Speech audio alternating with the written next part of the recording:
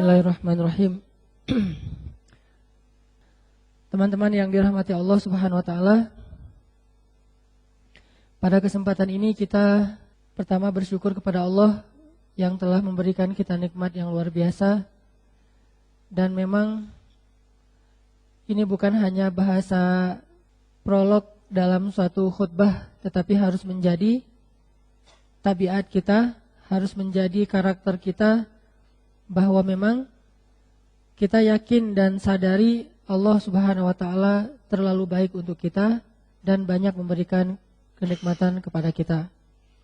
Sehingga ketika kita bertemu seperti ini, bukan hanya seorang ustadz atau penceramah yang mengatakan marilah kita bersyukur kepada Allah, tetapi kita juga menjadikan itu sebagai bahan pembicaraan kita. Jadi setiap hari kita kalau ketemu kita ngomong Allah baik sekali, Allah maha besar, Allah luar biasa, tahadus bin ni'mah.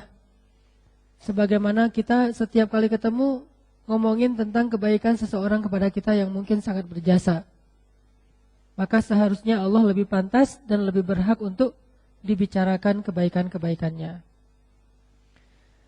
Teman-teman yang dirahmati Allah, malam ini kita bahas tentang tazkiyatun nufus. Kita membahas tentang tazkiyatun nufuz. Tazkiyah itu artinya membersihkan, nufuz adalah jiwa. Jamak dari nafs. Sama kayak kita menyebut istilah hawan nafs. Hawa itu keinginan, nafs jiwa, keinginan di dalam jiwa kita. Walaupun kemudian diterjemahkan hawa nafsu itu identik dengan hal yang negatif. Tazkiyatun nufuz, kalau kita membahas tentang ini, sebetulnya kita membahas tentang inti dari agama Islam. Mungkin yang ngikutin atau yang nge-follow Instagram saya, tadi saya nge-posting, tadi atau kapan? Tadi ya? Berapa orang yang ngomong gitu? Berarti banyak yang belum follow. Di Instagram saya nge-posting satu nasihat dari ulama. Teman-teman yang belum ngelihat postingannya bisa mencatat, saya akan coba ulangi. Ada satu nasihat dari ulama yang luar biasa. Kata ulama gini, kaifa yastaqimu dhil wal 'udu mi'waj. Bagaimana bayangan itu akan lurus sedangkan pohonnya bengkok. Ini nasihat dari para ulama. Kaifa yastaqimu dhil wal 'udu mi'waj. Bagaimana bayangan itu akan lurus sedangkan pohonnya bengkok. Lalu para ulama menjelaskan maksud dari kata-kata bijak ini bahwa yang disebut dengan pohon atau batang kayu itu adalah iman, hati, batin, nafs, jiwa. Sedangkan bayangan adalah zahir kita, perbuatan kita, akhlak kita, amal-amal kita, ibadah kita, itu adalah bayangannya. Jadi seolah-olah para ulama mengatakan, bagaimana mungkin amal seseorang itu akan lurus kalau niatnya nggak ikhlas? Gimana caranya? Itu sama halnya dengan tidak mungkin bayangan itu lurus sedangkan batang kayunya bengkok. Nggak mungkin. Itu sebuah perumpamaan, tamsil atau bahasa kita analogi yang paling dalam dari para ulama. Kaifa yastaqimu dhil. Gimana caranya bayangan itu akan lurus sedangkan kayu yang menjadi sumber bayangan itu bengkok. Gimana amalan seseorang itu akan istiqomah, akan lurus, akan baik kalau hatinya tidak ikhlas, bengkok hatinya. Sebagaimana doa supaya tidak bengkok hati gimana? Rabbana la tuzigh qulubana. Ya Rabbana, janganlah engkau condongkan hati kami kepada kesesatan, keduniaan, hawa nafsu dan seterusnya. La tuzigh qulubana ba'da idh hadaitana. Supaya lurus kita berdoa, ya muqallibal qulub, tsabbit qalbi. Ya sarrifal qulub, sarrif qalbi ila ta'ati. Atau bisa juga ulama mengatakan bagaimana hidup seseorang itu akan baik, akan bahagia, sedangkan hatinya dalam keadaan galau. Gak bisa.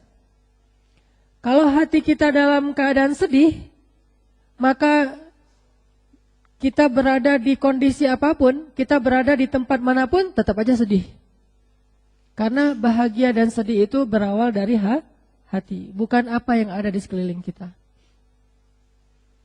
Begitu juga ketika ulama juga bisa mengatakan, kaifa yastaqimudz dhil wal 'udu ma'waj atau mi'waj, gimana caranya bayangan itu akan lurus sedangkan kayunya bengkok, juga bisa berarti bagaimana seseorang itu bisa beramal atau berakhlak mulia sedangkan hatinya mendengki.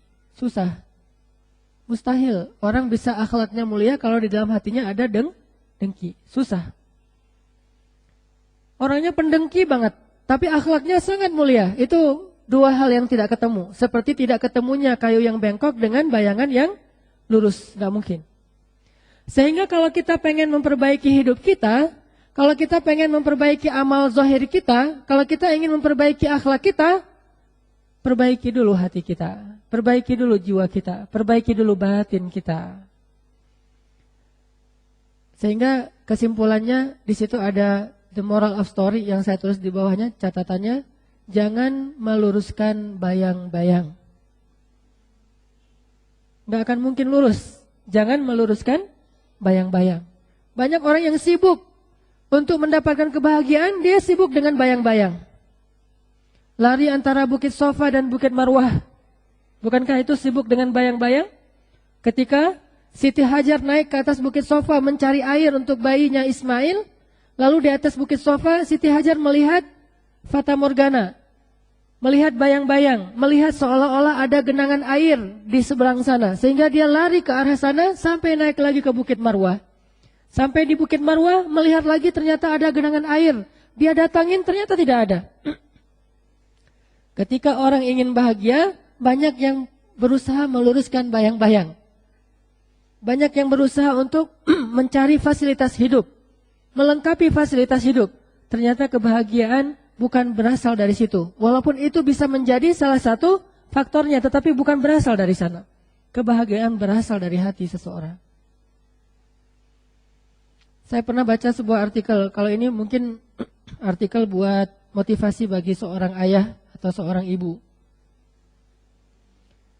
Coba saya bacain artikelnya, mudah-mudahan ini bisa jadi renungan buat teman-teman yang sudah menjadi ayah dan ibu. Maaf ya.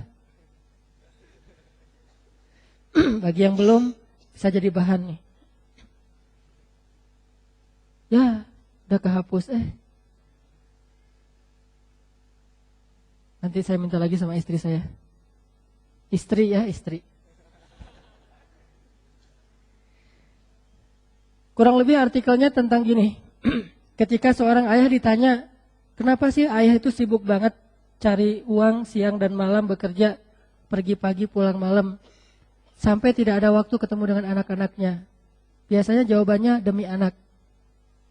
Kenapa ibu sibuk sekali dengan karirnya, sibuk sekali dengan mungkin home bisnisnya, dia bisnis di rumahnya dan segala macam dengan jualan online. Kata dia demi anak-anak. Kenapa seorang ayah itu sering keluar kota? Katanya demi anak-anak. Sibuk ayah dan ibu demi anak-anak. Tetapi ternyata anak-anak tidak butuh semua fasilitas yang mewah itu. Sehingga ketika ulang tahun bisa memberikan hadiah yang mahal, ketika weekend bisa ngajak jalan-jalan yang jauh, yang nginep di hotel bintang 5 segala macam. Tetapi setelah itu ditinggalkan dalam waktu yang lama. Lalu ketika dibikin survei, anak-anak itu tidak butuh kemewahan sebanyak itu. Mereka hanya butuh ditemani. Mereka hanya butuh figur seorang ayah yang bisa menjadi contoh laki-laki yang ideal untuk mereka tiru kalau mereka anak laki-laki. Mereka hanya butuh rasa aman dan nyaman dari ayahnya kalau anak perempuan, sehingga tidak mencari kenyamanan dari laki-laki yang lain. Begitu juga sosok ibu. Intinya di sini adalah Banyak orang ketika ingin membahagiakan dirinya dan keluarganya sibuk dengan meluruskan bayang-bayang. Itu maksud dari kata ulama. Kaifa yastaqimudz zil wal 'udu mi'waj.